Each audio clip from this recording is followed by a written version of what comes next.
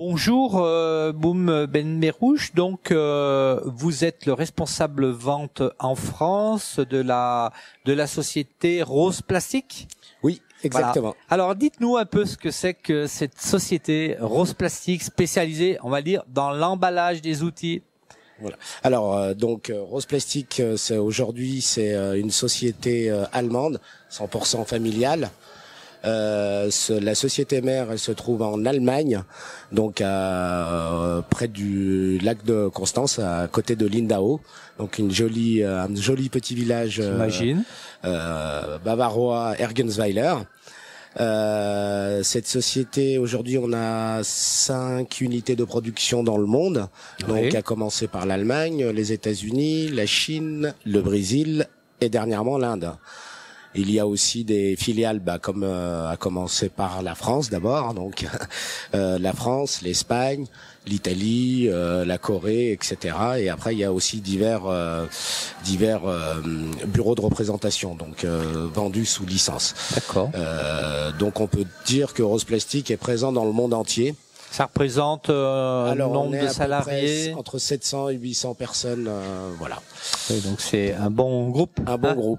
Et 100% familial, je tiens à préciser ça. Très bien, c'est bien de le signaler. Voilà. Alors, justement, nous sommes aux AFTEC 2023. Hein, qu'est-ce que vous présentez sur le salon, s'il vous plaît? Alors nous, comme chaque année, donc on vient à chaque édition du Snapchat. Vous êtes un fidèle alors? On est fidèle, ouais. D'accord, c'est bien de le préciser. On le fait assez régulièrement. Déjà, c'est pour voir nos petits affûteurs, nos clients, dans l'outil coupant. Donc notre gamme, elle est connue par nos affûteurs. Donc c'est aussi pour entretenir le lien. Bien sûr. Et voilà, donc chaque année, je présente quasiment tout le temps les nouveaux produits.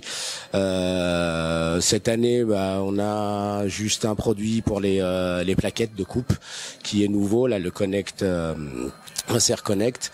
Et sinon, la nouveauté qu'on veut proposer, d'ailleurs pas qu'au Snapchat, mais dans tous les salons, on essaye de parler de plus en plus de matières recyclées. Oui, ce qu'on et aujourd'hui, nous, Rose Plastique est l'un des premiers à utiliser les déchets ménagers qui sont remis, recyclés. Notion de recyclage. Exactement, voilà.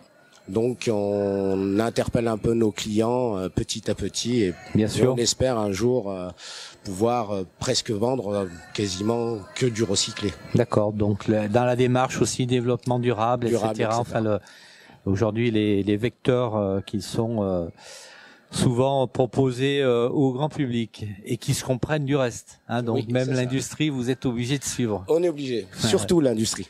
Alors cela dit, par contre, vos outils, certains sont peut-être encore emballés dans de la caisse bois, non, ou pas du tout? Alors aujourd'hui, ça dépend. Les affûteurs, chacun il va de son invention, de son idée. Bien évidemment, nous proposons des solutions aujourd'hui, des caisses avec des mousses, etc. Donc c'est encore du bois, hein? Alors il y a des gens qui utilisent encore le bois, d'autres utilisent un peu plus du plastique aussi. D'accord. Donc ça dépend en fait. Il y a une proportion qui est donnée. J'ai aucune idée. Non, d'accord. Je ne pourrais mais pas ça existe encore, quoi. Ça existe encore le bois, mais il est un peu boudé. Et puis aujourd'hui le bois, ça devient très très cher. Ça vient de Chine. En France ou en Europe, on n'arrive pas à être compétitif. Les fabricants de coffrets bois, comme on le faisait à l'époque, ils sont pas compétitifs. D'accord. Pas du tout. Très bien. Donc, en conclusion, comment vous voyez votre marché aujourd'hui? Vous êtes serein et surtout, en sortant un peu de la période Covid, comment ça se passe et comment vous voyez un petit peu demain, l'avenir? Moi, l'avenir, après, je suis peut-être un petit peu un grand rêveur. Moi, je voudrais que, de toute manière, comme on peut l'expliquer, aujourd'hui, les outils coupants très fragiles, on pourra pas les emballer dans des cartons, dans des choses comme ça. Ils ont besoin d'être protégés. Et ça, aujourd'hui, il n'y a pas d'alternative. Ça restera toujours en plastique. Donc, c'est à nous, des fabricants, de proposer trouver des solutions. Voilà. Alors j'allais dire les protéger pour garder la coupe et c'est ça. Et puis aussi la sécurité, j'imagine, parce que la sécurité, puis les outils qui carburent ces coupes, c'est dangereux. Tout à fait, la sécurité. Et puis je dis souvent moi à mes clients quand il y en a certains, ils emballent encore dans du papier bulle, du scotch et ils envoient. Oui. Et je dis c'est pas respecter son travail, par exemple. C'est ça, c'est ça. Donc alors que si on a fait un bel outil, on est d'accord, on l'a réparé correctement, respecter son emballage. Mettre dans un emballage qui le valorise. Bien sûr. Et encore une fois, ce qui est bien, c'est que souvent, ça nous dessert un peu, mais comme nos emballages sont réutilisables, les affûteurs ils reprennent les boîtes et renvoient. Donc il y a un cycle de vie qui est un peu plus, oui, c'est vrai, durable. Voilà. Donc du coup, on est de côté, on l'est encore durable même avec du plastique si c'est utilisé intelligemment, quoi. Exactement. Donc je pense qu'à mon avis, moi, comme je vous disais, voilà, mon rêve c'est que demain, il y a dans chaque entreprise, comme on le fait aujourd'hui pour les ménages, qui ait des containers pour recycler le plastique et valoriser le plastique. Et là, ça sera une bonne chose. Mais de là à dire on arrête et on tape sur le plastique. Oui, bien sûr. Alors un message passe, donc puisque vous allez être en ligne après sur le site du SNAFOT, ça sera intéressant aussi que vos utilisateurs l'entendent.